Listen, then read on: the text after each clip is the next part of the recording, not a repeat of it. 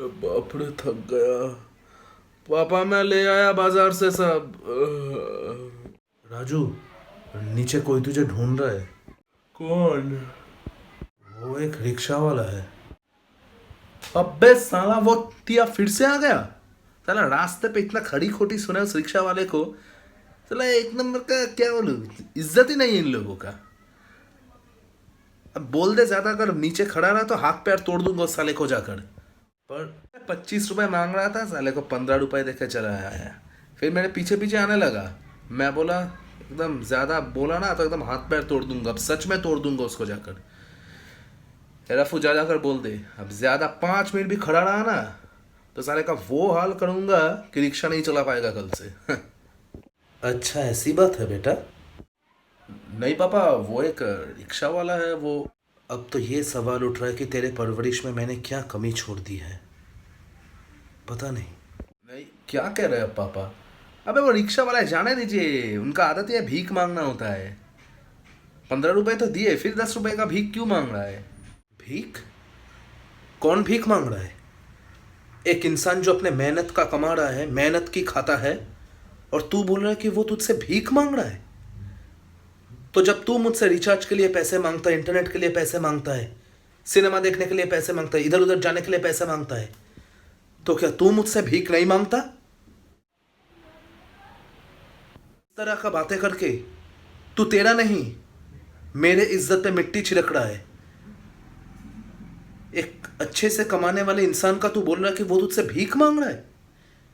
अब तू इतना बड़ा हो गया है कि अपने बड़े उम्र के एक आदमी को बोल रहा है तू उसका हाथ पैर तोड़ देगा जाकर। बता क्या कारण है कि तू उस इंसान को, उस रिक्शा वाले को ऐसा खड़ी खोटी सुना रहा है? क्या वजह है, तू बता मुझे। क्योंकि वो एक रिक्शा वाला है और तू एक अच्छे घर में एसी के नीचे, महंगा फोन है तेरे हाथ में, तेरा स्टैंडर्ड बहुत हाई है। एक बात याद रख राजू, करोड़ों के दौलत होने से या झोला भर के डिग्री होने से कोई इज्जत वाला आदमी नहीं बनता, या उसे इज्जत मिलता भी नहीं है। इज्जत सिर्फ उसी को मिलता है जो इज्जत के काबिल हो, और वो रिक्शा वाला इज्जत के काबिल है क्योंकि वो अपना खुद का मेहनत का कमाई खा रहा है। ऐसे सिचुएशन में वो मेहनत करके कमा रहा है। तुझे शर्म नहीं आती है बोलने में कि वो तुझसे भीख मांग रहा है? और उन लोगों को ही इज्जत मिलता है जो दूसरों का इज्जत करते हैं। क्या औकात है तेरी? तेरा क्या हैसियत है उस रिक्शा वाले के सामने?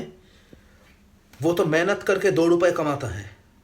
100 रुपए भी अगर वो घर के लेके जाता है अपने मेहनत से, और तेरा क्या है? तू 2 रुपए भी मेहनत से कमाता है। हर चीज के लिए तो तू मुझसे पैसे मांगता है।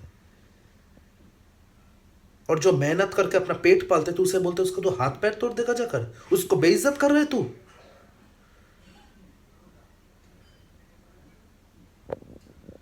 तू कभी सोचा है अगर कल मेरा नौकरी चला जाए तो क्या होगा हमारा?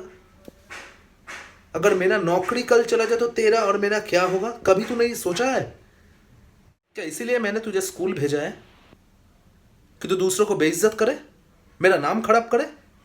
इसके लिए मैं तुझे स्कूल भेजता हूं, इतना पैसा खर्च करके तुझे पढ़ा रहा हूं।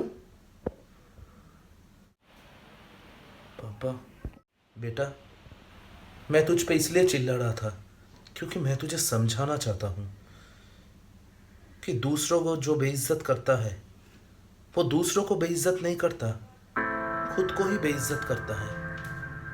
इज्जत अगर पाना है तो इज्जत देना पड़ता है राजू। ऐसे टाइम पे वो इंसान अगर 5 रुपए खुद कमा रहा है तो तू उसके पेट पे ऐसे लात मार रहा है? तेरा क्या औकात है कि तू उसके पेट पे ऐसे लात मार रहा है? तेरा हक क्या है? बहुत स्मार्ट है तू,